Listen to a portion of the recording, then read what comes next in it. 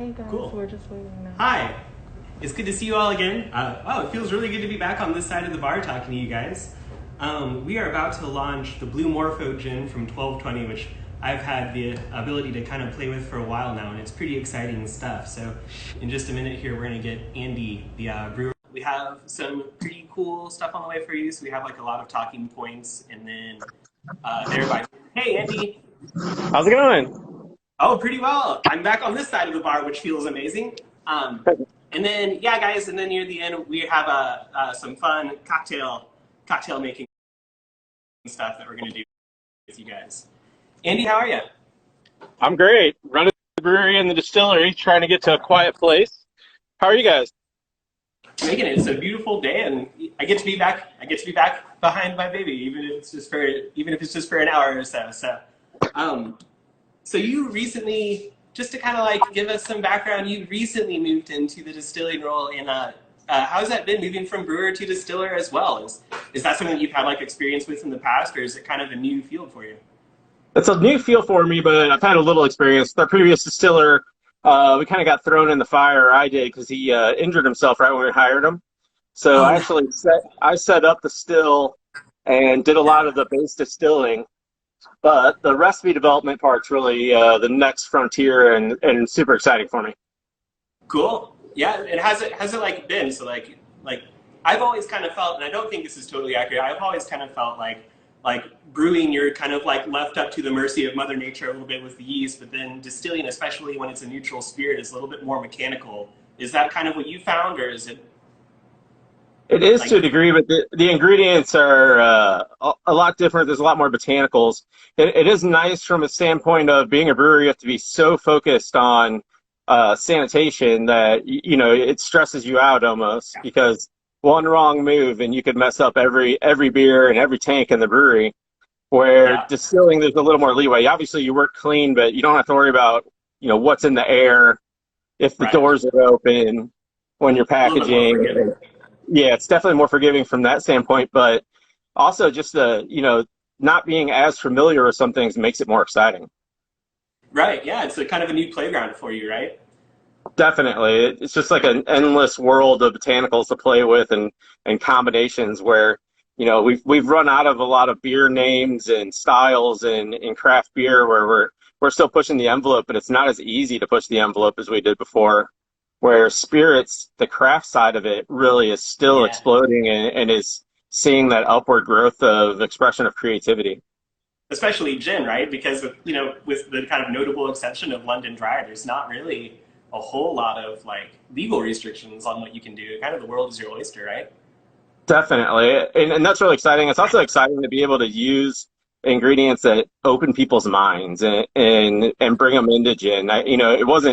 It seems like a long time ago to me. It's been years, but it wasn't that long ago where everybody and my impression of gin was London Dry gin. It was a Christmas tree to some people, Yeah.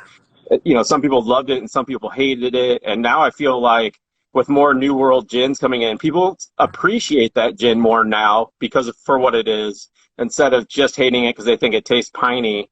But also they're just excited about all the new different ingredients that are being mixed together. Well, the kind of like, accessibility has changed too, right? Now that craft distilling has really blown up, and a lot of people are putting out gins. It's a little bit easier to get your hands on things. Whereas before it was really see like a grocery store shelf, and it was just like the big five London Dries, right? So now you have a little bit more fun, especially with like the drink local thing, that's why I was really excited when I heard the first time years ago now, but when you guys were getting into kind of the distilling. It seems like you guys have kind of right now you've been doing a lot of gin and amaro. Is that kind of what's on the future for you guys too? Or are you going to branch out a little bit? We'll definitely branch out. We're kind of always evolving and in perpetual motion. We never stop. Our brains are restless. It's Yeah. like ADD at its finest. We've learned how to master get it done when we need to, but our mind is always exploring new opportunities. And, botanical inspired cocktails is really what we set out to do. And Yeah.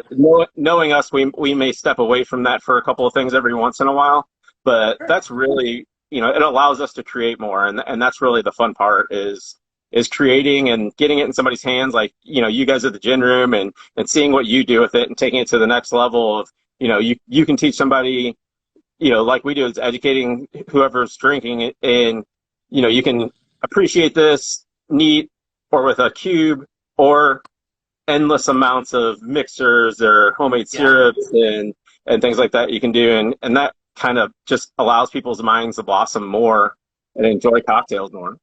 Well, let's jump right into it then. So this is the Blue Morpho Gin. Like I said, I've had a little bit of time to play with it, and it's really cool. And the color, the striking color aside, I want to talk about this one thing a little bit first, and that it's floral. It's a really floral gin, and one thing that I'm really drawn to about it is that it's not as overwhelmingly perfumey as so many floral gins on our market is. I think it's like really well balanced, and it makes it really stand up in cocktails, which is always exciting for a bartender, right?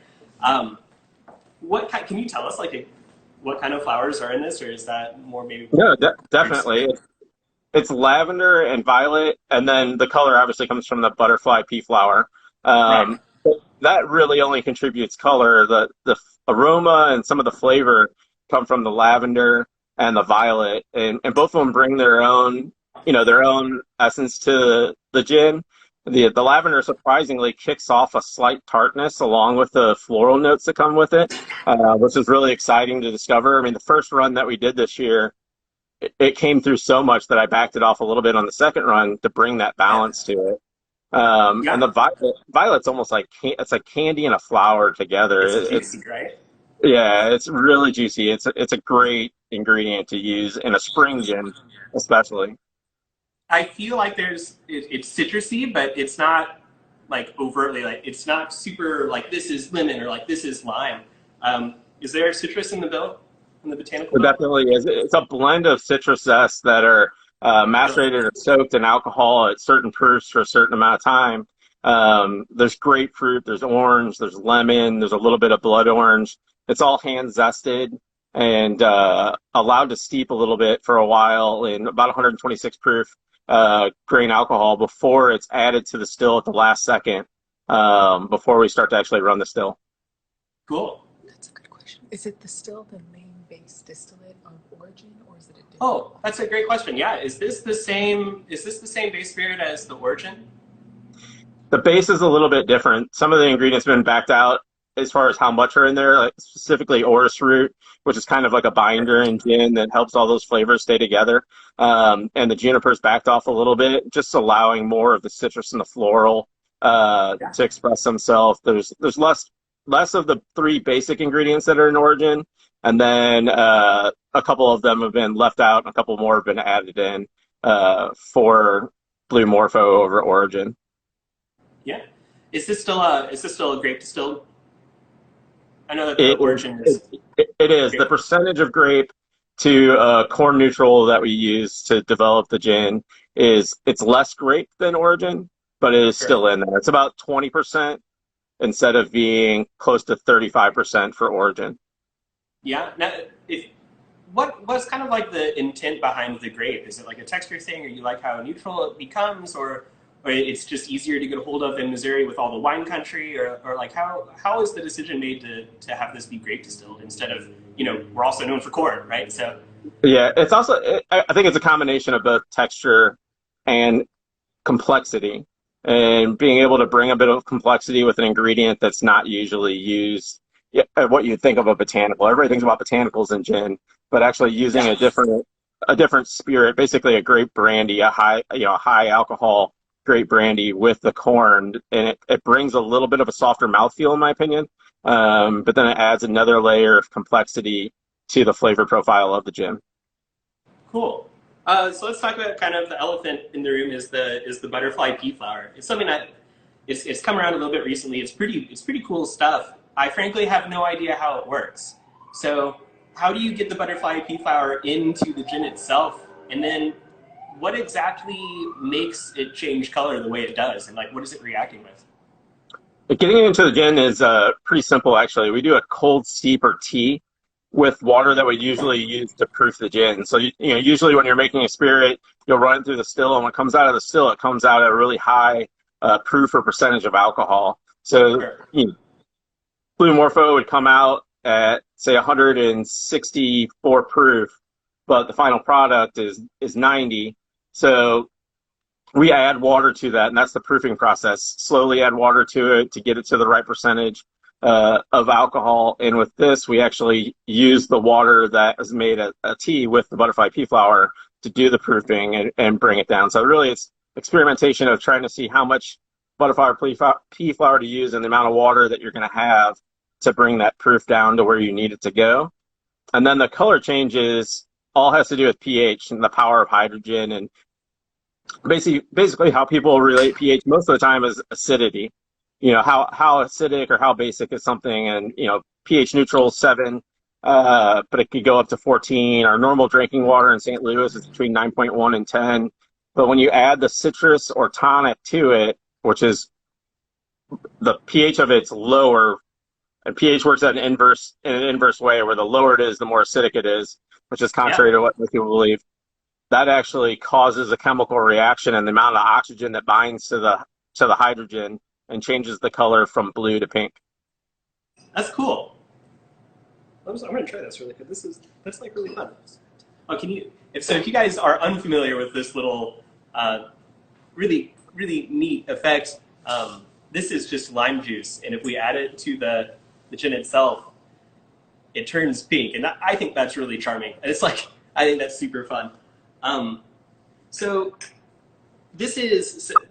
I vividly remember this being on your spring. This was under your seasonal label last year. So Yes. And now it's going to be like one of your portfolio. It's going to stick around. Is that kind of what's going on? Are you going to use your seasonal portfolio to like be like the beta test for experimental or exotic gins? If we're bringing the same prototype from beer to spirits, that will definitely be it. We still see Morpho as more of a spring gin and more volume there. And it may be the chance that we run out of it and we don't always have it in stock, or that we do. I mean, that's really that'll be a team decision and see how it goes. Right now, it's doing great. It definitely reminds me of spring, and that was, you know, the inspiration of it is to try to bring in, you know, the bright notes and happiness of spring, coming with not only floral notes but the citrus notes that kind of, you know, let your mouth taste what your eyes are seeing. But that possibility, I mean, if people want something all year round, generally we're going to try to give it to them all year round. There's something to be said about doing things that are rare and we'll do that are, you know, one-off or seasonal because it, you know, it's exciting to get or it meets the season. And then there's something to say that, you know, just let people enjoy it if they want to enjoy it. So we're pretty flexible in our idea process, and we kind of read the market, and then it also goes with how we feel about things. It's, you know, it's not to be selfish, but sometimes you want to do things the way you want to do them, and you have a vision of it that other people might not have. And then other times you just go with what people want and what people want to drink and what they want to use. And I mean, all we're in it for is to be happy and express ourselves. So if it helps other people be happy, that's awesome too. I kind of like that. So like, I know a lot of bartenders get excited around springtime because not all of their cocktails have to be like brown and you know, dark and like heavy anymore. I'm not necessarily in that like school of thought. I pretty much make springy cocktails at any, you know, all times of year. Cool. So the butterfly pea flower, this is one of those things. We've had some gins in the past, like some use rose, and there are other ways to. There's one that uses iris, and the color like fades over time. Is that something that you're kind of concerned at with this? Like, if you open this bottle of gin, will you expect the color to fade over time, or will you expect the like the color transition when you add the citrus and change the pH? Will that change, or is it pretty consistent? Or do you know? So far, it's been consistent over, you know, what we've had from a year ago and what we've kept in stock. We haven't seen a lot of color change, and we haven't had any issues with it. There are ingredients where that happens, and definitely it's always a concern. But there's also something about craft, and you know, I'm a strong believer in kind of drink it now on a lot of things. And then with spirits, it's a totally different mentality where a lot of people want to age things, but more towards bourbon, I think, and scotch and things like that, where they hold on to it for a really long time.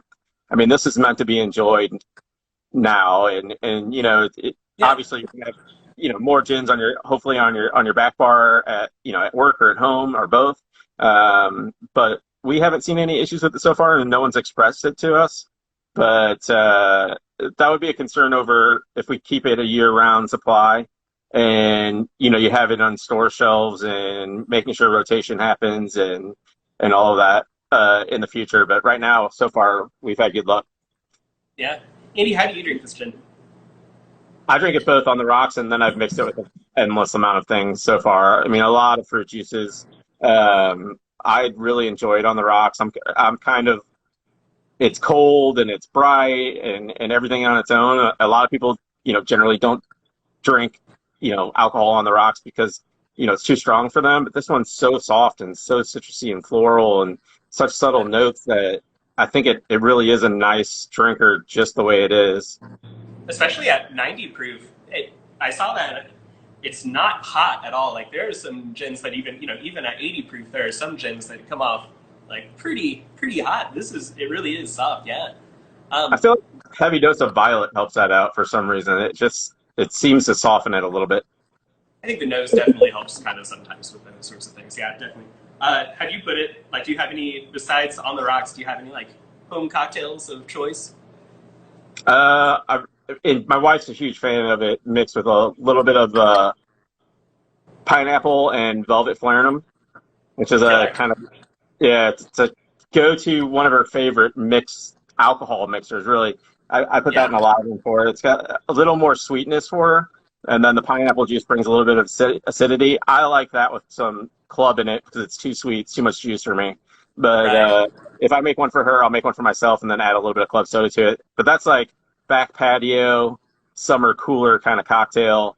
Not if I'm making her something really nice at dinner and I'm shaking it and putting egg white in it and everything to make her feel like she's not on lockdown for coronavirus, which I've been doing a lot lately, which is play mixologist from my old bartending days. But yeah, let's be fancy. Were you guys, so before you started distilling, especially the 1220 line, were you a gin guy? I wasn't really a gin guy at all. And a couple of years ago, when this kind of came to fruition that we were going to open a still, we met at the gin room with Natasha, another one of my coworkers, Liz and I, and we tasted through, I don't know how many gins, to the point to where it was an Uber ride to work, which is an interesting concept when you have a car at the bar and then you take an Uber ride to work. And then another time I came in just by, happenstance with my wife. We stopped in and, had dinner at an Ethiopian restaurant next door, came in and, grabbed a couple cocktails, and then Natasha came over and you guys just continued to open our eyes to how many different gins and how many different ways people can make the same product, but it's insanely different and you can appreciate it in so many different ways, to the point where my wife had to tap out and I kept going. But literally, I mean, it really opened my eyes and just got me excited about the opportunity of the future of how we were going to progress in the future. And at that time, at the beginning stages, the conversation was had whether or not I would become a distiller or we would hire a distiller. So I was starting to think of things in the perspective of how would I do it. And, having an Italian gin that has tomato in it, that smells like it has tomato in it, but tastes like a complex gin, like that's mind blowing to me. And I love that. And I want to be able to do that for people to where they're just pleasantly surprised and their mind's blown and they're excited about what they're drinking and what they're smelling and how it tastes, and, and giving the opportunity for, mixologists and bartenders or whatever to express themselves and create things and see what they come up with and then go into those bars and drink them and see what it becomes, because it's always elevated and it's another, awesome iteration of what was already there. I love that. I think like the eat local and the drink local things they've been around for forever, those concepts, but they've really like popped off recently. And I dig that you kind of said that, because like this, we have a couple other distillers and a lot of cocktail people in here, and this is made with violet, so it's like literally right out of our yard, right? That's like, you can go, maybe not in here, but you can literally just go and pick some of these botanicals. I think that's really fun. You can definitely go to my yard and get a violet flower to garnish your drink with. I've done it before. Yeah, absolutely. Oh yeah. So for all of our like cocktail people in the stream right now, where can we pick up bottles of this? Well, it's a little difficult right now. You can obviously go to the gin room or go online with you guys and pick it up, which is a great place. Definitely, we've got it. Schmick's Grocers basically carries everything that we carry. They're a great local company. Some of the local liquor stores like Randall's, Lucas, and some of the other smaller bottle shops are great places to pick it up. And then as things start to open, hopefully we get it everywhere that everybody wants to drink. We're really excited about, I think everybody is, about getting the opportunity to go taste everybody's cocktails that they're making with it at different places. But, and then, at the brewery here, also, it's for sale right now to go. We have a to go setup. So it's really easy to come down and get it. And you can get a free small bottle of hand sanitizer or pick up more hand sanitizer or beer or other cocktails or canned cocktails.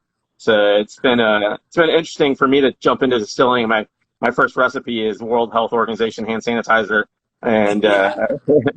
and then at the same time tweaking Spectro and our Yeah. aperitif flora and bringing spring gin out, and it's kind of baptism by fire. And for me, it's exciting.